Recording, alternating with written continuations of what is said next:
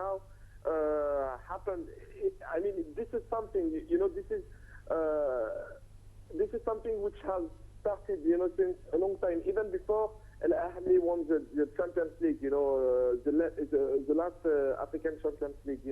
I think first, I mean, for the last 10 years, you had in Al Ahly a good generation of players, a golden generation. I think about Mohamed Abou Trika, I think about El Hadari, Fathi, those kind of players, key players who brought a lot for for Al Ahly and the Egyptian national team, and you see that, you could see that Mohamed Abou Trika retired, for instance, and a lot of key players left the team. I think about Hassan Rally, Barakat, so, Dominique.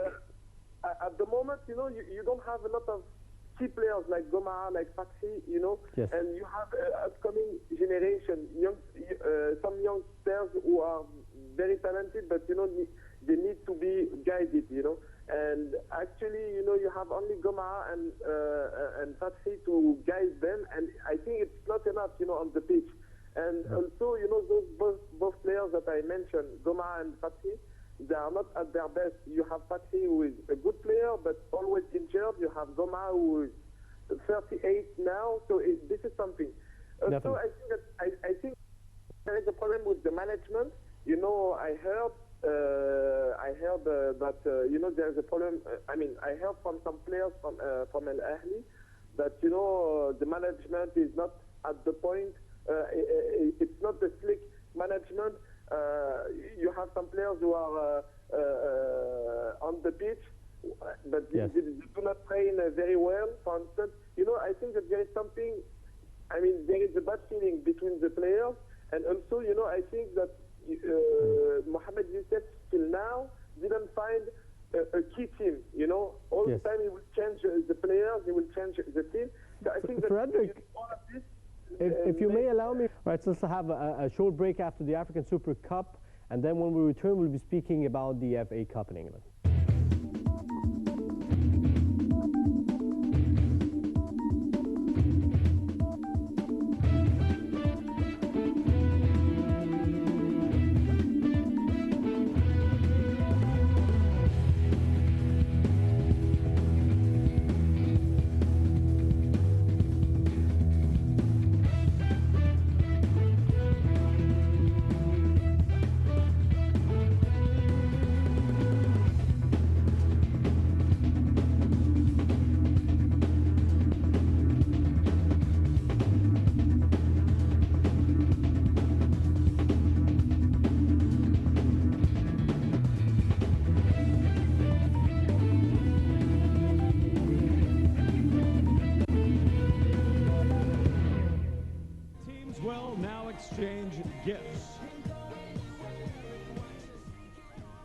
Italy kept their Fed Cup title defense on track Sunday, downing the United States to join Australia and Germany in the semi-finals of the women's tennis competition.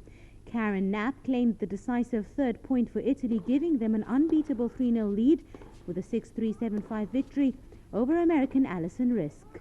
The holders won't know their opponents for the April 19 and 20th semi-finals until Monday, after rain and Seville forced decisive matches in Spain's clash with the Czech Republic to be pushed back, with the hosts holding a 1-0 lead. Both Italy and the US were without their top players for the tie on an indoor hard court in Cleveland, Ohio. Italy, seeking a fifth Fed Cup in 9 years, were without Sara Irani and Flavia Pennetta, whilst the US were without injured stars Serena Williams and Sloane Stephens. But Knapp, ranked 40th in the world, came through with 2 victories. She opened the tie with a 6-3, 3-6, 6-1 win over Christina Mahal on Saturday, when Camila Giorgi crushed US team Madison Keys 6-2, 6-1. In the meaningless doubles match, Keys and Lauren Davis teamed up to beat Natasha Brunette and Alice Matucci 6-2, 6-3 and prevent the whitewash, giving Italy a final 3-1 triumph. US captain Mary Jo Fernandez opted to substitute Risk for Keys in Sunday's reverse singles, hoping her more aggressive style would prove troublesome for the Italian. Instead, Knapp broke Risk 7 times. The Italian's nerves got the best of her in her first 2 chances to serve for the match. She finished it off in style. with a love game punctuated by service winner on her first match point. In Hobart, Australia ensured their place in the next round for the first time in 21 years with a crushing Samantha Stosur-inspired 4-0 defeat of Russia. The 2011 US Open champion added to her Saturday singles win when seeing off Fed Cup newcomer Victoria Can 6-2, 6-3 in Sunday's opening rubber to secure an unassailable 3-0 lead. Ashley Barty and Casey Delacour sealed a 4-0 clean sweep of the Russians with an emphatic 6-1, 6-3 doubles win over Irina Kromacheva and Valeria Solovina. The Germans, who were last crowned champions in 1992, qualified 3-1 after Angelique Kerber defeated Slovakia's Australian Open runner-up Dominika Kubelkova 6-3, 7-6 in the first of the reverse singles. Kerber had already beaten Daniela Hantuchova 7-6, 6-1 in the second of Saturday's two singles after Andrei Petkovic had saved a match point en route to a 1-6, 7-6, 6-2 win over Kubelkova. Slovakia picked up their point courtesy of Jana Kipolova and Magdalena Rybarikova's 4-6, 6-3, 10-7 doubles win over Julia Georges and Annalena Gronfeld. This is the first time Germany have graced the last four since 1995. Germany.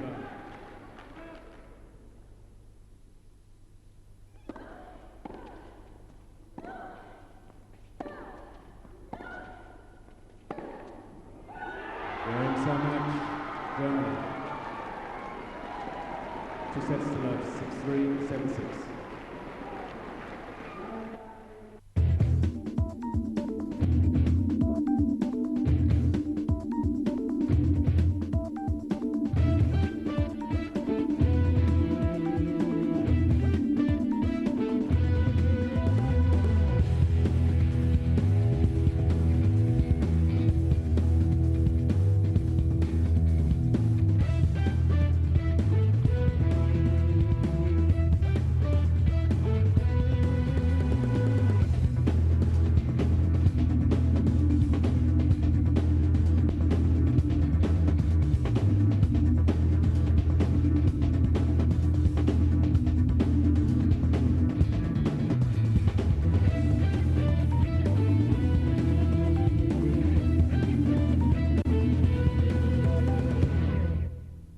You may allow me to switch to the FA Cup and from something continental to the FA Cup in England. And if you can tell us just a quick brief about the highlights so far with the recent results.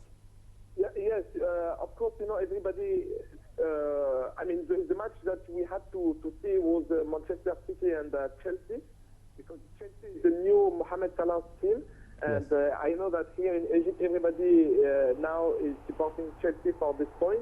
And Mohamed Salah could play 45 minutes. It was the first time that he played that long, you know, because the first time that he played like for a couple of minutes, you know. So yes. It was interesting to see Mohamed Salah in this game. I believe that, okay, Chelsea lost against Manchester City, you know, 2-0, but I believe that, you know, it will be very difficult for Mohamed Salah to find a place, to find a spot in this team, because, you know, you have a lot of talent, you have a lot of players who are in the bench. I think that maybe Chelsea has the best team in England in terms of players, you know, in the individualities. And, you know, we could say that, you know, it will be very difficult for Mohamed Salah to find a spot. After, for what concerning the other teams, I think about also Arsenal and Liverpool. Arsenal who defeated Liverpool 2-1. Yes. I think that, you know, the title will be played between Manchester City and Arsenal, because the other teams are like Hull City, like, you know, the other teams. I'm not sure that they will be able to clinch the FA Cup this year. Right at the end, I'd like to thank you very much, Frederick Nyong, a sports journalist with the International Radio France and also TV5. Thank you very much for joining us, Frederick. And to rally, and Jari-Matti Latvala won his third rally of Sweden on Saturday with the victory taking him to the top of the World Rally Championship standings. The Finnish Volkswagen driver secured his second win for the team by 53.6 seconds, with teammate Andreas Mikkelsen finishing second and his fellow Norwegian Mads Osberg driving for Citroën third. Let's have a look at the story.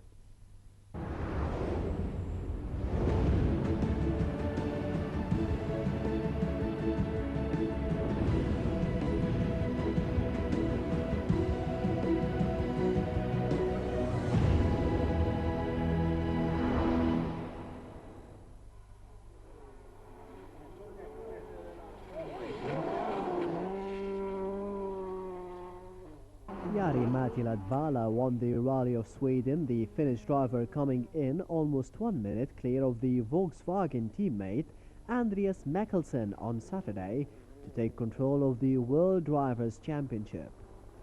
Latvala, the winner in the snow there in 2008 and 2012, when driving for Ford, had taken the lead on Friday after world champion Sebastian Ogier lost his chance of success when crashing the Volkswagen Polo into a snowdrift.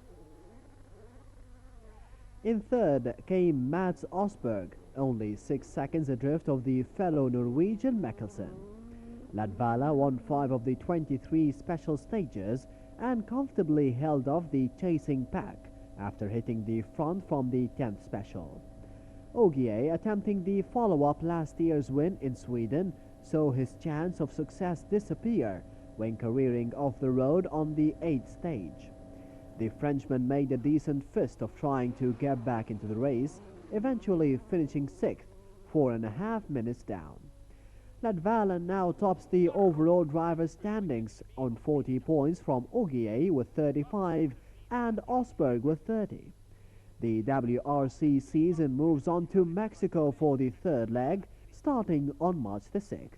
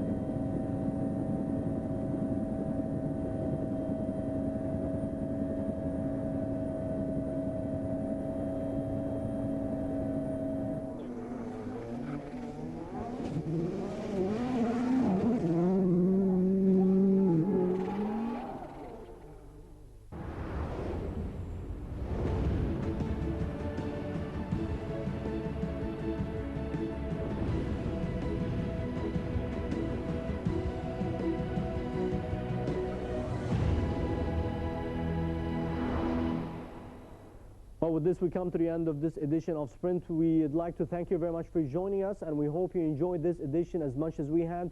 Thanks for watching, and have a great night. Goodbye.